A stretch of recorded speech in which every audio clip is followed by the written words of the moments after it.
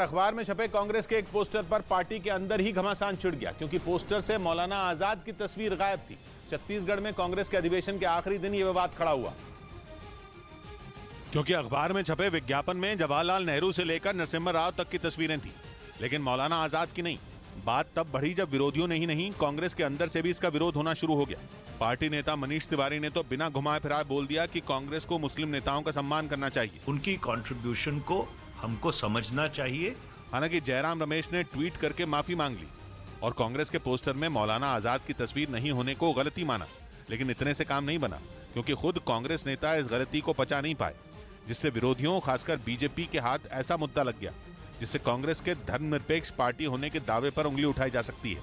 उधर exit poll में पूर्वोत्तर के 3 राज्यों में 2 में बीजेपी गठबंधन की सरकार बनने का अनुमान है, जबकि एग्जिट पोल मेघालय में किसी गठबंधन को बहुमत नहीं दे रहे। त्रिपुरा, मेघालय और नागालैंड तीनों राज्यों में विधानसभा की 60-60 सीटें हैं, जिनमें त्रिपुरा में बीजेपी गठबंधन की सरकार बनती दिख रही है। इंडिया टुडे ने अपने एग्जिट पोल में त्रिपुरा में बीजेपी गठबंधन को 36 से 45 सीटें दी हैं, जबकि लेफ्ट को 6 से 11 और टीएमसी को 9 से 16 सीटें मिल सकती हैं।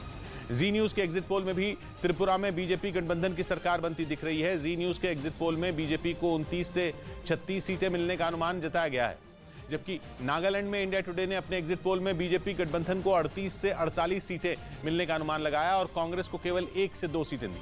जी न्यूज के एग्जिट पोल में भी नागालैंड में बीजेपी गठबंधन की सरकार बनती दिख रही है, क्योंकि इसमें भी बीजेपी को 35 से 43 सीटें मिली हैं। लेकिन मेघालय में किसी पार्टी की सरकार बनती नहीं दिख रही, क्योंकि इंडिया टुडे और जी न्यूज दोनों के ही एग्जिट पोल में किसी पार्टी को बहुमत नहीं मिला। इंडिया टुडे ने मेघालय में बीजेपी को 4 से 8 सीटें मिलने का अनुमान लगाया, जबकि जी न्यूज ने बीजेपी को केवल 6 से 11 सीटें दी।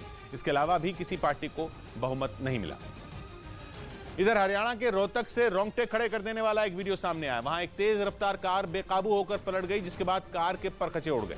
सामने आए वीडियो में वो कार कई बार पलटती नजर आई। कार की रफ्तार इतनी ज्यादा थी कि वो पलटती हुई सड़क के किनारे तक पहुंच गई, लेकिन इसी दौरान वहां से गुजर रहा एक आदमी उसकी चपेट में आ गया, जिसकी वजह से उसकी जान चली गई। जिस वक्त यह हादसा हुआ, कार में 4 लोग सवार थे जो बुरी तरह घायल हो गए। हालांकि वहां मौजूद लोगों ने उन्हें अस्पताल पहुंचाया, जहां उनका इलाज चल रहा है। सच के आगे जनाब क्या करते, सच के आगे जनाब क्या करते, हो गए लाजवाब क्या करते। 100 बात की एक बात कही रोशन ने, लूट में जो यकीन रखते हैं, जिंदगी का हिसाब क्या करते। मिलते हैं कल, घड़ी जब इशारा करेगी 9 बजे रात का वक्त फिर होगा 100 बात की एक बात।